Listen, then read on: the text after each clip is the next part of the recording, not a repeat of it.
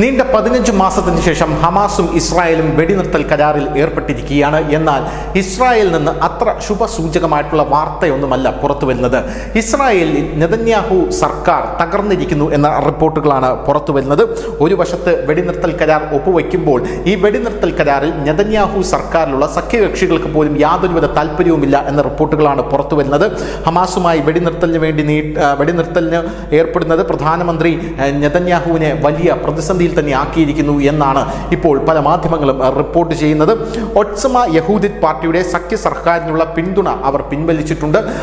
ഇറ്റാമിൻ Ben ഗുവർ എന്ന് പറയുന്ന തന്ത്രപ്രധാനമായിട്ടുള്ള ഇസ്രായേലിന്റെ മന്ത്രിയായിരുന്ന അദ്ദേഹം ഇപ്പോൾ പുറത്തേക്ക് പോകാനുള്ള നീക്കമാണ് നടത്തുന്നത്. എന്തിനാണ് ഈ വെടിനിർത്തൽ കരാർ എന്നുള്ളതാണ് ചോദിച്ചിരിക്കുന്നത് അദ്ദേഹം. എന്തായാലും ഇപ്പോൾ കൂനിന്മേൽ കുരു എന്ന് പറയുന്നത് പോലെ ഹമാസ് ഇപ്പോൾ വലിയ രീതിയിലുള്ള ആനന്ദ പ്രകടനം അവിടെ നടത്തി തുടങ്ങിയിട്ടുണ്ട്. 3 ഇസ്രായേൽ ബന്ദികളെ അവർ മോചിപ്പിക്കുന്ന പല ദൃശ്യങ്ങളും ഇപ്പോൾ പുറത്തു വന്നിട്ടുണ്ട്. ഇത് ഇസ്രായേലിന് വലിയ രീതിയിൽ അവമതിപ്പുണ്ടാക്കി എന്നും മാധ്യമങ്ങൾ റിപ്പോർട്ട് ചെയ്യുന്നു.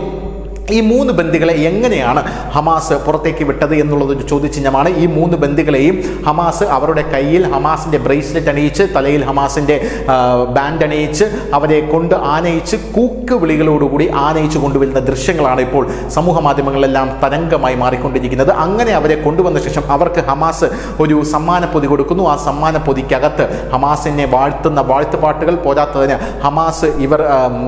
ഹമാസിന്റെ ബന്ദിയായിരുന്നപ്പോൾ ആ കാലയളവിൽ മുഴുവൻ ഉണ്ടായിരുന്ന ഇവരുടെ ചിത്രങ്ങൾ, ഇവരെങ്ങനെയാണ് കഷ്ടപ്പെട്ടത് എന്നിങ്ങനെയുള്ള പല പല കാര്യങ്ങൾ, ആ വീഡിയോ ക്ലിപ്പുകൾ, അത്രയും കാര്യങ്ങളാണ് അതിനകത്തുള്ളത് എന്ന റിപ്പോർട്ടുകളാണ് ഇപ്പോൾ പുറത്തു വരുന്നത്.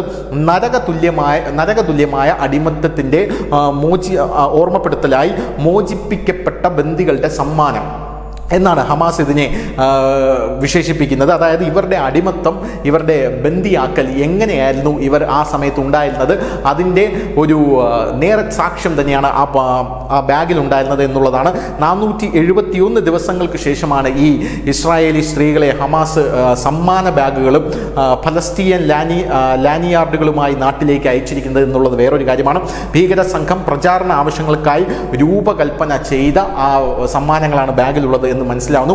എമിലി ഡമാരി 28 വയസ്സുള്ള, റോമി ഗോനേർ 24 വയസ്സ്, റോറൻ സ്റ്റെയിൻ ബ്രേച്ചർ 31 വയസ്സ് എന്നിവർക്ക് അവർ ഹമാസ് നൽകിയ ബാഗിനുള്ളിൽ അവർ തടവിലാക്കിയിരുന്ന ചിത്രങ്ങളും സർട്ടിഫിക്കറ്റുകളും ഹീബ്രു ഭാഷാ മാധ്യമങ്ങളുടെ റിപ്പോർട്ടുകളും ഉണ്ടായിരുന്നു എന്നും നമുക്ക് മനസ്സിലാക്കാനായി സാധിക്കുന്നു. ഇതും ഇസ്രായേലിന് വലിയ രീതിയിലുള്ള അവമതിപ്പുണ്ടാക്കിയിട്ടുണ്ട്. അതിനിടയിലാണ് ഇപ്പോൾ നെതന്യാഹു സർക്കാർ പ്രതിസന്ധിയിലാകുന്നു എന്ന തരത്തിലുള്ള റിപ്പോർട്ടുകൾ പുറത്തു വരുന്നത്. അതായത് ഇസ്രായേലിന് ഇത് വലിയ അവമതിപ്പ് സൃഷ്ടിച്ചിരിക്കുന്നു.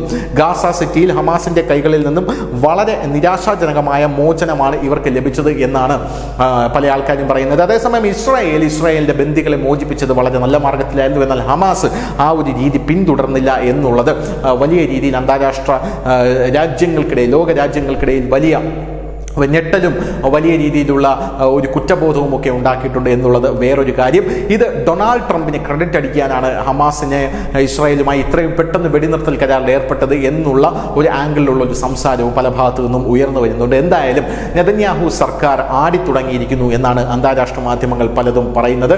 ഹമാസ് അവരുടെ തനിനിറം പുറത്ത് കാണിച്ചിരിക്കുന്നു.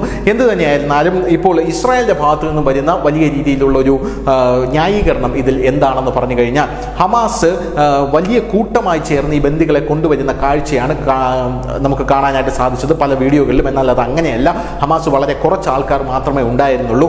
ഈ വീഡിയോ സൂം ചെയ്ത് അത് വലിയൊരു ജനക്കൂട്ടമാണ് എന്ന് കാണിക്കും വിധമാണ് ഹമാസ് അതിനെ ചിത്രീകരിച്ച് സമൂഹ മാധ്യമങ്ങളിൽ ഇട്ടത് എന്നാണ് ഇസ്രായേൽ പറയുന്നത്. എന്ത് തന്നെയായിരുന്നാലും വലിയ രീതിയിൽ ഇപ്പോൾ ഹമാസ് അവരുടെ ആഘോഷം നടത്തുകയാണ്. News desk, news India Malayalam.